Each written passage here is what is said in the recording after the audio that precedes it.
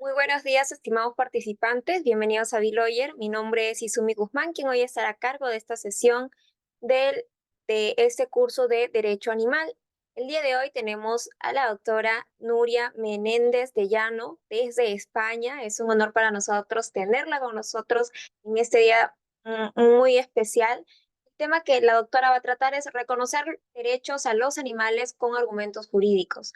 Ella es abogada fundadora de la primera firma de abogados de animales de Asturias, miembro fundadora también de la Comisión de Derecho Animal del Ilustre Colegio de Abogados de Oviedo, miembro asociado del Centro de Ética Animal de Oxford, directora del Observatorio Español de Justicia y Defensa Animal, publicación de trabajos y artículos académicos difundiendo ampliamente la necesidad legal y ética del respeto a los derechos de los animales. Doctora, como nuevamente le recalcamos, es un placer para nosotros tenerles el día de hoy y gracias por tomarse el tiempo de poder aceptar esta invitación. Le mandamos muchos saludos también de parte del Ilustre Colegio de Abogados de Sullana. Y nada, les cedemos el uso de la palabra para que pueda iniciar con esta excelente presentación. Muchas gracias. Bueno, voy a compartiros primero la pantalla, que esté todo bien. Vamos a ver. En principio, creo que me tenéis que ver ya la pantalla. Sí, doctora, sí se puede Y visualizar. muy bien, muchas gracias. Lo primero de todo, bueno, daros los buenos días, buenas tardes en España. Agradecer, como no, a Biloyer por organizar estos cursos, porque es esencial la formación en derecho animal como materia novedosa que es. eh, en la responsabilidad que tenemos de formar a los operadores jurídicos es esencial para, bueno, pues para defender a los animales con cierta solvencia. Lo interesante es estar formado, estar al día de cómo se han llevado a cabo mejoras en otros países y qué formas tenemos de promover estos cambios, ¿no? y estos avances.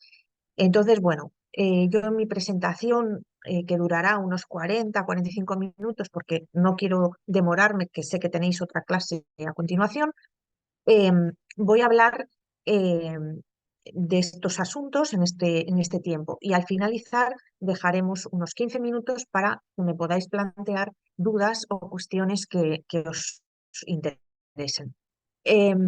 Hablaremos, como os digo, de unas consideraciones previas respecto a qué es el derecho animal y qué conceptos creo que son importantes tener claros. Haremos un recorrido rápido por qué es el movimiento descosificador, centrándonos en el movimiento descosificador europeo, y también un breve repaso sobre qué implicaciones y la importancia que ha tenido en España en la reforma de la legislación civil que descosifica a los animales. Y analizaremos, bueno, pues cuáles son las bases legales una vez que tenemos el estatuto jurídico del animal reconocido como ser sintiente, para dar futuros pasos, ¿no? Para llegar más allá todavía bueno, de este estatuto, que es algo que es novedoso y que se está sentando ya en muchas legislaciones. Y concluiremos, bueno, pues con una serie de puntos clave que quiero resaltar. Pasamos ya entonces a la primera cuestión, a esas consideraciones previas dentro de lo que es el derecho animal. Y aquí, bueno, me gustaría eh, distinguir bastante unos conceptos que se utilizan normalmente de manera bastante mezclada, sin que sean exactamente lo mismo, sin que se esté hablando de lo mismo. Y creo que es importante que las tengamos desde el inicio claras.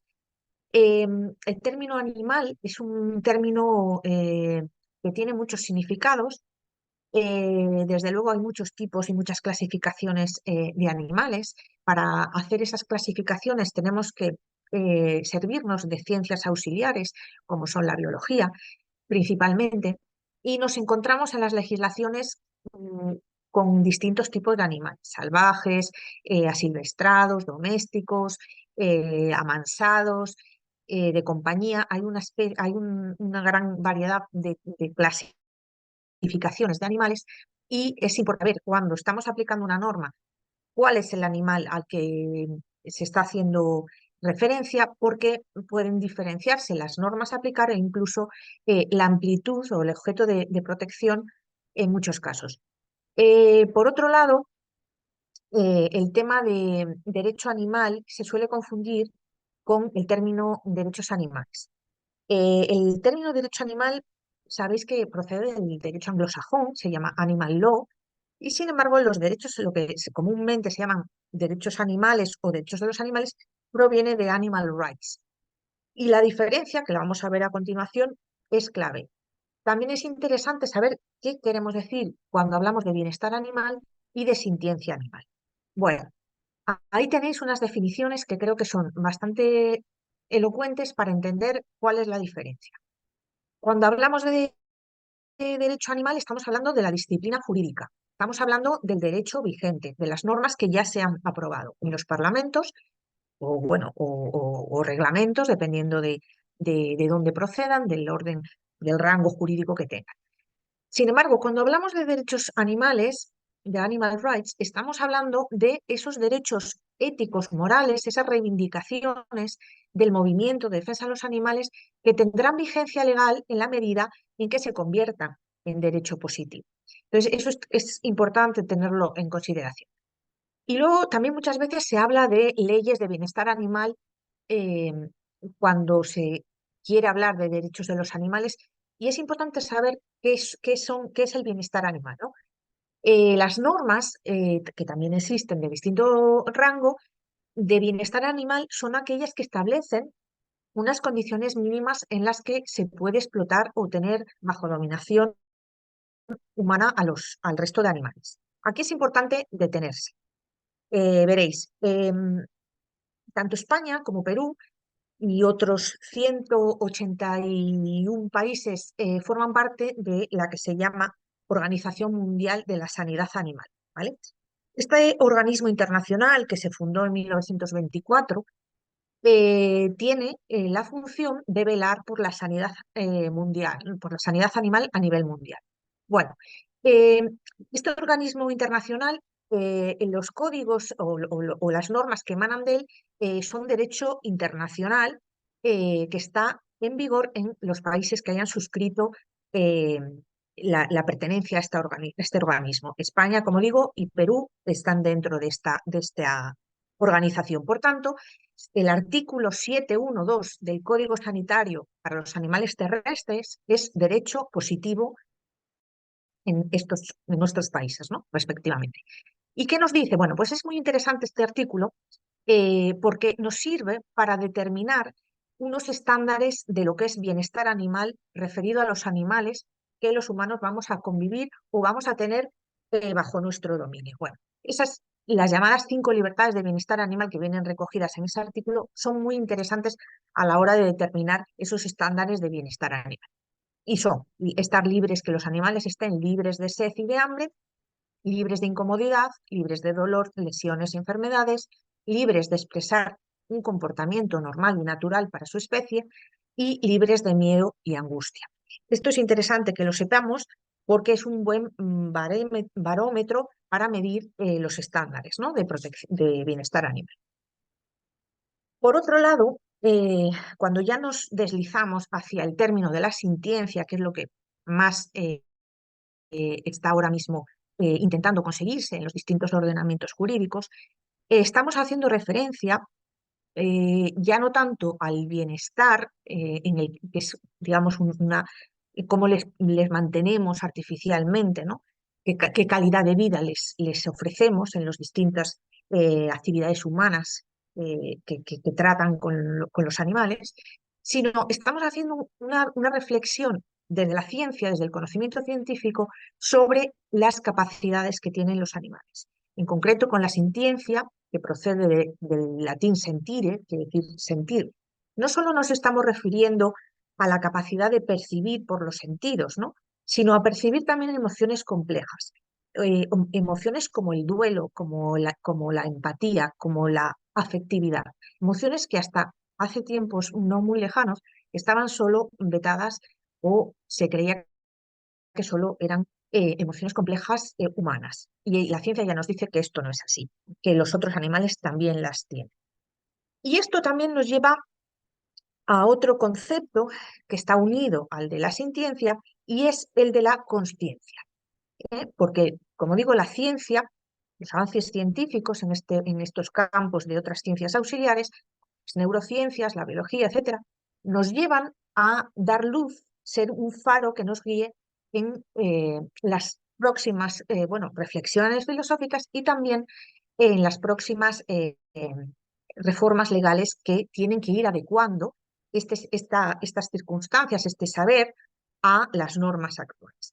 Bueno, cuando hablamos de consciencia, eh, tenemos dos declaraciones muy importantes, una que es la de Cambridge de la consciencia de los animales, que es de 2012, que fue una de las primeras, y que es interesante saber lo que dice. eh, Primero vamos a analizar un poco qué se entiende por consciencia, qué es consciencia, no conciencia, ¿eh? Por la traducción a veces se hace erróneamente. Bueno, pues un ser consciente es un ser sintiente, es un ser consciente que es consciente de sí mismo, de su entorno, de los demás animales que le rodean, que establece relaciones complejas con ellos y que con su propia experiencia y su propio interés nos hace tener que reflexionar sobre si es necesario o qué es necesario tener en cuenta esos propios intereses de esos animales que no son o no tienen por qué ser los nuestros y que merecen también consideración y respeto. Esta declaración en concreto, la de 2012, decía lo siguiente: el peso de de las evidencias científicas indican que los humanos no somos los únicos animales que poseemos los sustratos neurológicos para generar la consciencia. Los animales no humanos, incluidos todos los mamíferos y las aves, y muchas otras criaturas, también poseen esos sustratos neurológicos de la consciencia. Esto es importante, pero recientemente, justamente el mes pasado, pues ha salido una nueva declaración de un grupo de científicos que van más allá. ¿Y qué dicen? Bueno, pues esta que es la llamada Declaración de Nueva York de la Consciencia Animal, nos dice que es un nutrido grupo de científicos que relacionados de distintas ramas relacionadas con los estudios animales, con los animal studies, nos dicen que van a mantener, respaldar el contenido de la declaración anterior de 2012, pero quieren ir más allá y nos dicen que existe la alta posibilidad de experiencia consciente en un mucho más amplio número de animales de lo que se pensaba. Entre ellos, invertebrados como los pulpos, los cangrejos y los insectos. Todo ello nos debería llevar a tener que ampliar nuestro ámbito de consideración ética y legal para con ellos. De modo que, como veis, la ciencia va avanzando y nosotros, como juristas, estamos interesados en el derecho animal, tenemos que ir también adaptando todo este conocimiento para sacarle implicaciones legales y ver cómo se puede integrar esto en los textos legislativos, ¿no? Cómo podemos utilizar. Pasando ya a lo que es el origen, la evolución del derecho animal, sé que habéis visto la historia del derecho animal en otra clase, por lo tanto no me voy a extender mucho, pero sí, bueno, saber que el origen es el derecho anglosajón, eh, que es donde se ubican temporalmente las primeras leyes históricas, ¿no? En concreto en Gran Bretaña, y que nace como una evolución desde los derechos morales, desde esas reflexiones éticas sobre cómo tratamos a los demás animales, y se van calando en la sociedad, van calando en los políticos, en los parlamentos, y van naciendo, fruto de esa reflexión, derechos legales para los animales, ¿no? Se van formulando estas regulaciones. Y bueno, ha habido evidentemente un desarrollo durante siglos, em, y además, bueno, pues se estudia como disciplina académica. En Inglaterra, bueno, ya sabéis que la Martins Act es la que tiene oficialmente el título de primera norma de protección animal, aunque, bueno, es discutible, pero bueno, sí es importante esta primera norma como una norma histórica. También es relevante saber que las sufragistas, mujeres, activistas por los derechos de los animales, fueron también pioneras en este campo, ¿no? Y se oponían también a la vivisección y a prácticas crueles con los animales. Ha ido surgiendo en numerosas universidades de Gran Bretaña, centros de investigación, de ética animal y de derecho animal, y bueno, hay algunas que os cito ahí, como el Oxford Center for Animal Ethics o el Cambridge Center for Animal Rights Law, y es importante saber que todo este acervo, ¿no?, cultural, que nace de Gran Bretaña fue una herencia que nos han dejado como miembros de la Unión Europea, porque durante ese tiempo que fueron miembros de la Unión Europea, todo este animal lo británico pasó en buena medida al derecho comunitario y también lo hemos recibido, ¿no?, los países miembros de la Unión Europea. En Estados Unidos ha pasado algo semejante.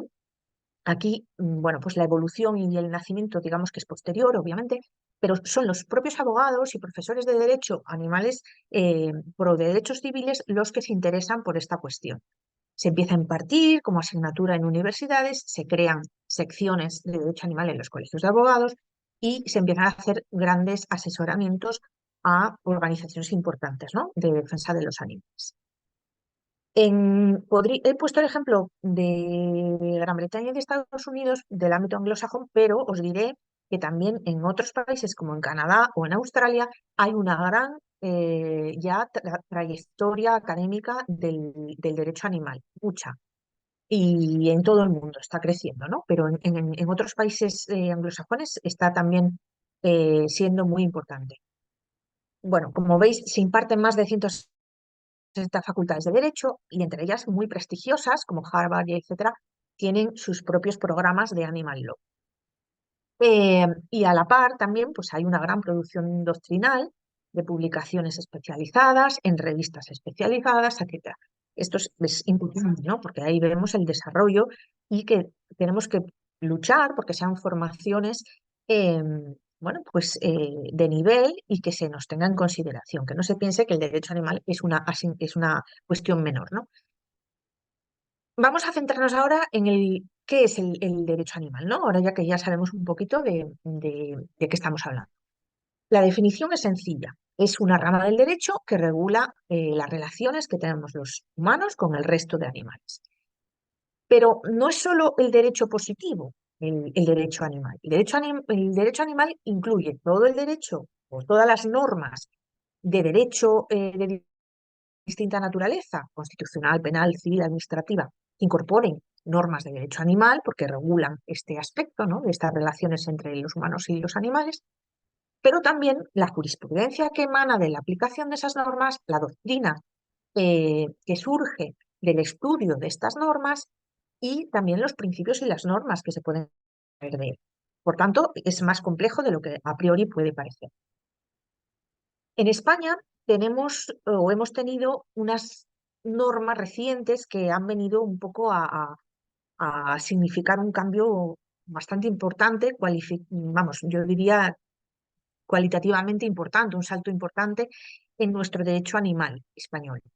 Eh, la primera norma y fundamental ha sido la 17 de 2021, que modifica el Código Civil, la ley hipotecaria y la ley de enjuiciamiento civil y nos descosifica por fin a los animales y establece el régimen jurídico de los animales, que veremos a continuación. Y también es importante, en 2023, la Ley de Protección de Derechos y Bienestar de los Animales, que es la primera ley estatal que tenemos, que habla y reconoce por primera vez de derechos de los animales, ¿vale? Y también ha habido una reciente reforma del Código Penal que, bueno, tiene sus luces y sus sombras y ahí no me voy a detener porque no es objeto de este curso. También quiero comentaros que en España es importante, por si bueno, vosotros también os podéis animar dentro de vuestros respectivos colegios de abogados, crear comisiones de derecho animal. ¿Y por qué es importante? Es importante porque se suscita el interés, se pueden hacer eventos, se pueden hacer charlas y se demuestra dentro de la comunidad, ¿no?, de la abogacía que estamos interesados en la cuestión y que queremos que esto siga adelante y seguir formándonos y aportando nuestras también posibles mejoras o reformas que podamos ir estudiando. Em, Ahora voy a pasar a comentaros qué llamamos movimiento descosificador de los animales, ¿vale? Cuando hablamos de descosificar o de cosificar, estamos haciendo alusión a algo tan sencillo como reducir a alguien a la condición de cosa. Eso es lo que es cosificar. Y la cosificación, históricamente, ha sido el origen de todas las opresiones, abusos y explotaciones que ha habido a lo largo de la historia de la humanidad, que como sabéis, la explotación no ha sido, por desgracia, solo hacia los animales no humanos. También hemos explotado y maltratado y abusado de otros seres humanos. Y sigue sucediendo de algunas otras maneras, pero sigue sucediendo. Eh, esta imagen a mí me parece muy potente, muy clara, ¿no? Y es que hasta 1967, que está muy cerca, como quien dice, los aborígenes australianos no fueron considerados ciudadanos de pleno derecho. Y eso, bueno, pues eso es evidente que la lucha por los derechos de los animales es una lucha que no es fácil, ¿no? Porque partimos de, históricamente, que los humanos nos hemos comportado también muy injustamente y muy mal con otros seres humanos. Entonces, si con otros seres humanos hemos sido capaces de cosificarlos, de explotarlos, de denostarlos, pues es fácilmente comprensible que hay que derribar muchos muros mentales y muchas eh, presiones de intereses contrapuestos, económicos, etcétera, para avanzar en derechos para otros individuos, ¿no? Para otros sujetos que tienen sus intereses. Eh, la cosificación, el considerar cosas a los animales, es de tradición romana, viene desde el derecho romano, es como lo hemos nosotros eh, heredado, y bueno, pues era la forma que tenían de estar regulado en los códigos, ¿no? Podían ser objetos de propiedad, comprados, permutados, vendidos, etcétera. Esto en España ha sido así hasta 2021, con lo cual, bueno, pues ese era el régimen convencional que hemos estudiado, ¿no? O que se estudiaba. Los hijos de los animales, las crías, son considerados frutos o podían ser embargados. Bueno, esa era la realidad. Luego, en España hemos abierto lo que se llama un proceso de descosificación eh, que, bueno, pues ha seguido varios pasos. Eh, hemos ido estudiando, ¿no? Cómo ha sido este proceso y nos hemos ido fijando en nuestros vecinos, en otros países, cómo lo llevaron a cabo. Hemos hecho informes, nos hemos interesado por el derecho comparado para luego ya presentar estudios e informes en sede parlamentaria, es decir, en llevar este asunto a la agenda política nacional. Y de ahí, pues, pelear para que saliera adelante las tramitaciones parlamentarias y luego hemos, una vez que ya está la ley en vigor, estudiado qué implicaciones tiene esta reforma, que todavía se están desplegando, porque las normas, pues ya sabemos que una vez que se aplican, hay que estudiarlas y ver cómo las interpretan los jueces y tribunales y demás, ¿no? Entonces, bueno, lo que llamamos movimiento descosificador europeo, hay más países, pero bueno, para no liar las cosas, propongo esta síntesis, y es que los códigos civiles de estos países, hay dos grupos de países, los que en un primer estadio dicen en sus códigos civiles que los animales no son cosas, pero no dicen lo que son, los diferencian de las cosas, pero simplemente diciendo que no son cosas. Ese es el caso de Austria, de Alemania, de Polonia, de Suiza y del Código Civil Foral catalán, ¿vale? Con posterioridad hay otro grupo más reciente de países, entre los que está Francia, Portugal y España.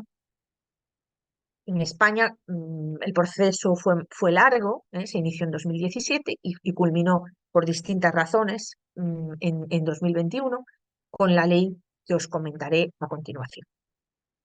La reforma de la legislación civil española, bueno, pues tuvo una dilatada, digamos, trayectoria porque hubo distintos adelantos electorales, convocatorias de elecciones y no permitían concluir la tramitación, ¿no? Estaba ya muy avanzada y no salía adelante, había que volver a proponer el texto, aunque, como veis, esta es una imagen real de una de las votaciones, se conseguía la unanimidad, ¿no? de todos los diputados presentes en la Cámara. Aquí se ve mejor. Nosotros contamos con una ayuda, que es que el Tratado de Funcionamiento de la Unión Europea, en su artículo 13, nos establece una cuestión importante, que es que ya nos indica que cuando se llevan a cabo las políticas dentro de las materias que lleva la Unión Europea, se deben de tener en cuenta las exigencias de bienestar animal de los animales como seres sintientes. Entonces, esa declaración de sintiencia que hace el Tratado de la Unión, que para nosotros pues, tiene casi rango constitucional, ya nos abre el camino, porque de hecho hay que actualizar las normas, el derecho interno respecto de los tratados de la Unión. Entonces, ahí ya teníamos una base, pero por sí sola no se hacía este cambio. Entonces, lo tuvimos que promover. Desde el Observatorio de Justicia y Defensa Animal iniciamos una campaña en 2015 proponiendo ya reformar, vamos, descosificar a los animales en la legislación civil. La campaña continuó hasta 2017 y ya conseguimos entrar en la agenda política parlamentaria en 2017 con una proposición no de ley. Después fue una proposición ya de ley en 2018 y otra en 2020, que finalmente acabó fructificando en la ley que ya está en vigor, ¿no? Bueno, tuvimos que hacer múltiples consultas, reuniones, etcétera, para interesar a nuestros políticos en esta cuestión. Y es muy importante hacerlo, es muy importante estar formados, hacer informes eh, y trasladarles, ¿no? Todo este interés que hay en la sociedad en que se modifiquen las legislaciones para que dejen los animales de ser cosas. Nosotros tuvimos 4 ejes de trabajo en la campaña, que era el eje social, que era pues, hacer recogidas de firmas virtuales, estudios de opinión, que la sociedad estaba absolutamente a favor de que los animales dejaran de ser cosas, obviamente, y eje legal con asesoramiento, con informes, un eje político de hacer lobby político, es decir, de reunirnos con nuestros eh, eh, diputados y diputadas y explicarles por qué era importante promover estos cambios, y un eje comunicativo, era muy importante que saliera en la prensa, en las redes sociales, y de hecho tuvo mucha difusión. Centrándonos ya en qué conseguimos y qué implicaciones tiene. Bueno, pues la Ley 17 de 2021 de reforma de la ley hipotecaria, enjuiciamiento civil y Código Civil sobre el régimen jurídico de los animales, vamos a distinguir entre las implicaciones que son de aplicación para todos los animales y las que son para los animales de compañía. Para todos los animales, bueno, ¿qué nos dio esto de nuevo? Bueno, pues ahora ya todos los animales se reconocen como seres vivos con capacidad de sentir y con sintiencia. Eh, que la tenencia no ampara civilmente el maltrato. Hay una adecuación a la legislación especial, sabéis que se refiere a que el legislador, cuando regula todo esto, hace revisiones normativas al derecho animal que ya está vigente, en otras normas de derecho animal que son derecho especial. Bueno, pues a figuras típicas del derecho civil como el hallazgo, la ocupación, los frutos, los vicios ocultos, etcétera.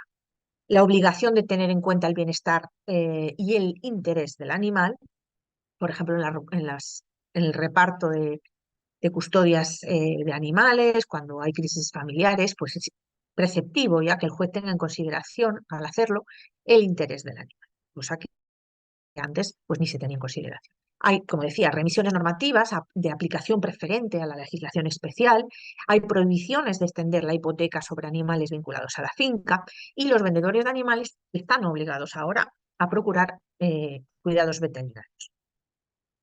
Además, para los animales de compañía se han reforzado las obligaciones legales inherentes a la tenencia, al cuidado, atención, curación.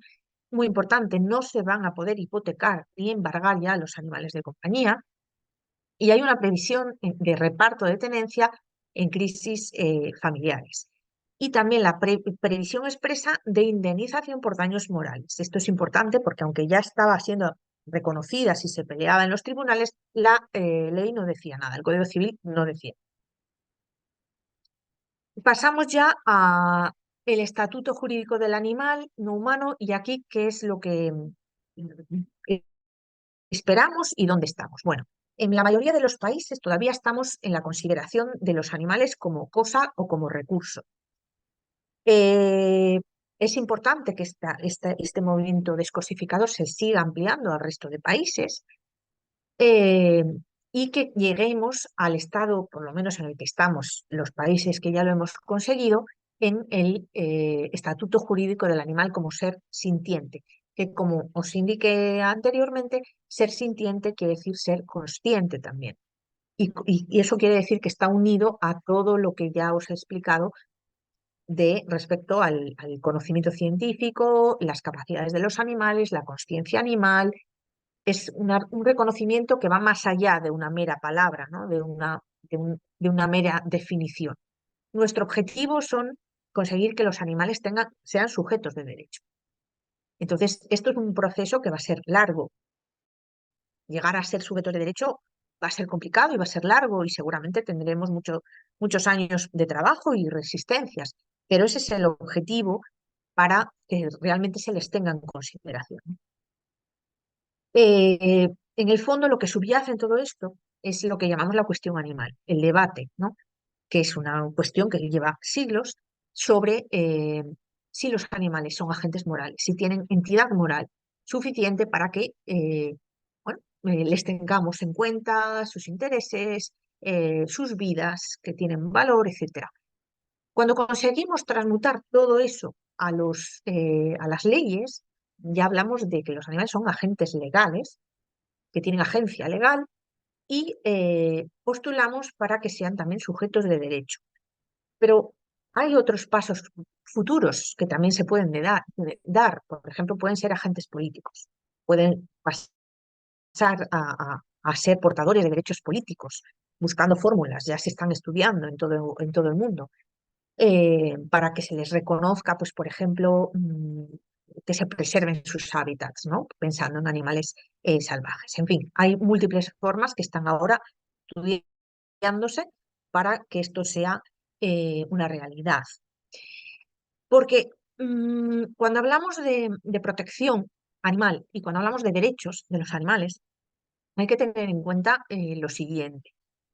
Los animales, cuando son objetos de protección, el animal en sí mismo es un medio, no es un fin. Es el medio que tiene la sociedad a través del derecho para proteger a la sociedad de la violencia. Y se establece mediante obligaciones y límites legales a actividades humanas.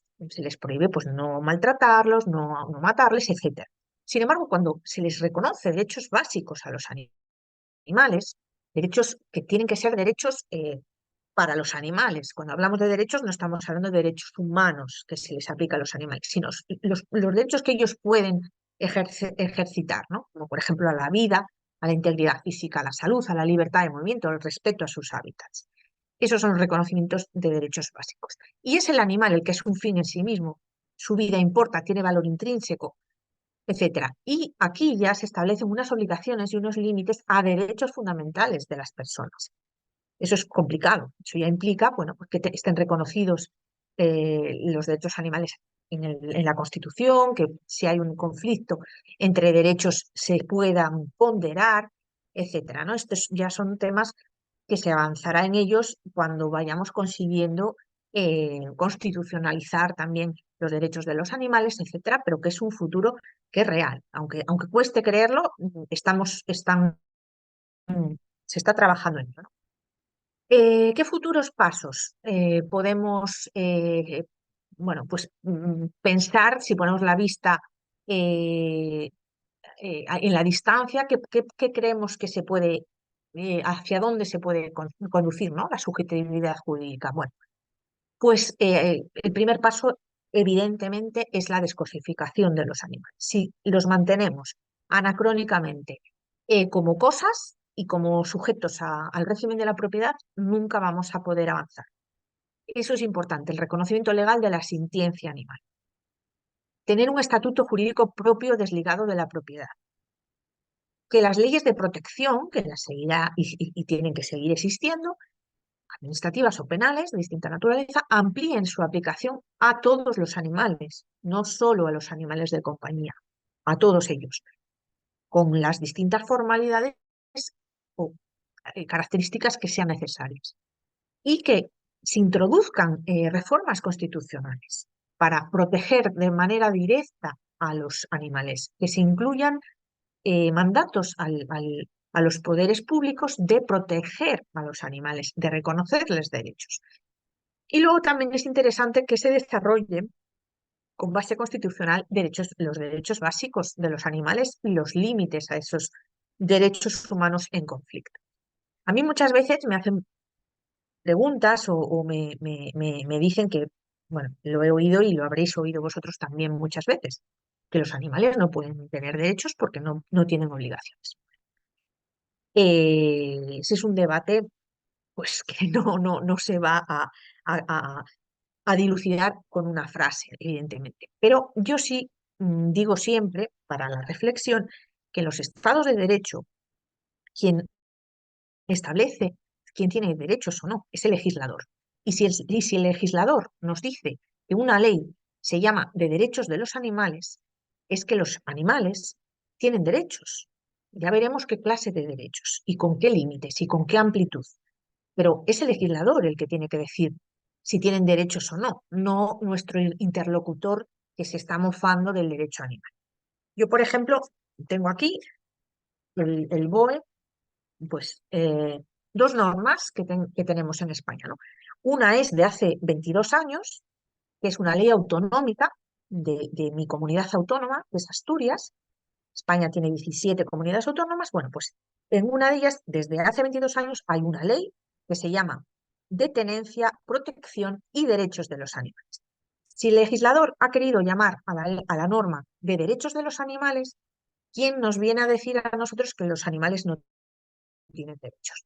Tendrán derechos porque lo dice el legislador y veremos cómo lo regula, ¿no? Y cómo se aplica eso. Y ya en segundo lugar, tenemos una ley estatal, que es la que se aprobó en 2023, que se llama de protección de los derechos y el bienestar de los animales. Protección de los derechos. Aquí nuevamente es el legislador el que dice si son derechos o no son. Bueno, esto al margen de lo que os quería comentar y ya finalizamos con unas conclusiones que son, yo creo que bastante evidentes. Los animales no humanos son seres sintientes, nos lo dice la ciencia, nos lo dice el sentido común, nos lo dice los que conocemos o convivimos con animales, pero nos lo dice ya la ciencia, ¿eh? Y eso es un debate indubitable. Y son especialmente vulnerables frente a los seres humanos.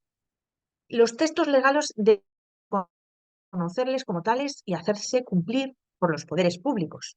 Por ello es importantísimo que nos formemos en derecho animal, estemos al día de qué se está haciendo en otros países, cómo podemos mejorar nuestras propias legislaciones. Es necesario pues, que se pongan en marcha políticas públicas, conseguir que el derecho animal sea una herramienta efectiva para que no sea papel mojado. El derecho animal es una materia clave para afrontar retos de futuro que son muy importantes y en los que ya estamos trabajando desde muchos países, ¿no? Hemos pasado de animales considerados cosas desde siempre a que sean reconocidos con todas las resistencias del mundo, pero a que sean ya por el legislador, derecho en vigor, seres sintientes. Y pelearemos, tenemos que pelear para que sean también sujetos de derecho con todo lo que ello conlleva. Y tenemos que pensar siempre que nosotros estas mejoras no las queremos para hacernos ricos ni para crear un negocio. Lo que estamos haciendo es luchar para que un trato ético y jurídicamente justo para los otros animales redunde en una sociedad más avanzada en términos de justicia social. Es la sociedad, es el conjunto de la sociedad la que mejora cuando esto es así, cuando abolimos injusticias sociales como las que hemos visto, ¿no? Históricas, que hemos cometido también con otros seres humanos. Eso es lo que nos hace progresar como seres humanos, el avance en justicia social y en derechos a otros individuos. Y nada más, yo ya concluyo, espero que os haya resultado de interés eh, la charla y pasamos, si queréis, a comentar cosas o si me queréis hacer preguntas o lo que queráis. ¿De acuerdo? Muchas gracias. Muchas gracias, doctora. Sí, tenemos dos preguntas en el chat. Dice, ¿en qué situación jurídica? Bueno, buen día, doctora. Nos dice Giovanni. Gracias por la explicación tan detallada de su prestigiosa clase.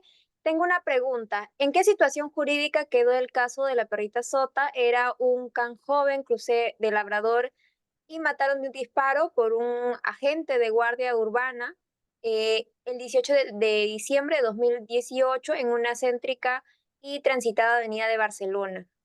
Esa es la primera pregunta, doctora. Pues la verdad es que no puedo dar mucha información porque no he llevado yo ese asunto y las informaciones que tengo son periodísticas y tampoco me atrevo a dar afirmaciones. La verdad que no, en ese sentido no puedo, no puedo darles más información.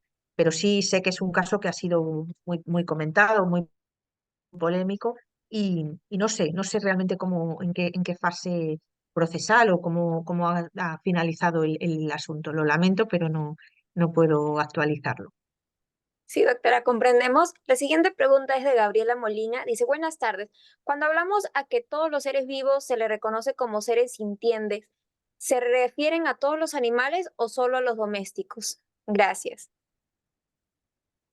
Sí, esa es una cuestión que puede parecer poco importante, pero es muy importante. El reconocimiento se tiene que hacer a todos los animales, porque todas estas declaraciones de científicas a las que hemos hecho alusión se refieren a todos los animales, a todos. Cuando nos están diciendo que hasta los insectos son seres conscientes, ¿cómo va a ser solo los animales de compañía? Son todos los animales. Y la última pregunta del chat para poder pasar a quienes tienen la manito levantada, dice, de parte de Gino, excelente ponencia, doctora, muchas gracias. La sentencia sería, no, la sentencia sería suficiente fundamento para llevar los derechos animales a nivel constitucional. Las sentencias. Sentencias es Ujú. correcto en ambos casos, sí, sí.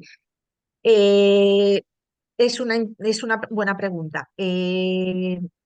No es suficiente, pero es un paso necesario. Es conditio sine qua non para llegar a, a ese punto.